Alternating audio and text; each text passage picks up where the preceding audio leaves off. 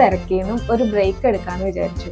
ഒരു long trip പോകാനുള്ള plan ഒന്നുമില്ല, but going out to the outskirts of Paris. Get the train, travel for 45 minutes, you can reach Saint Germain online.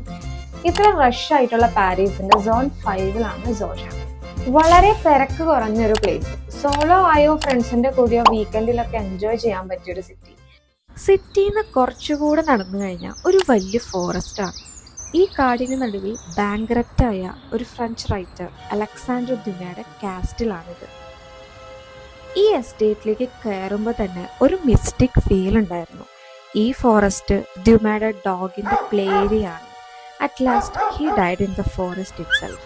അതുകൊണ്ട് തന്നെ ഈ ഡോഗിൻ്റെ whispering ഈ ഫോറസ്റ്റിൽ ഇപ്പോഴും ഉള്ളതുകൊണ്ടാണ് മറ്റുള്ള ഡോഗ്സിന് ഈ ഫോറസ്റ്റിൽ കയറാൻ സാധിക്കാത്തത് എന്നാണ് പറയുന്നത്. അവസാനം ദ്യുമയും കടം കയറി മരിക്കുകയായിരുന്നു. Does his death was a mystery or not?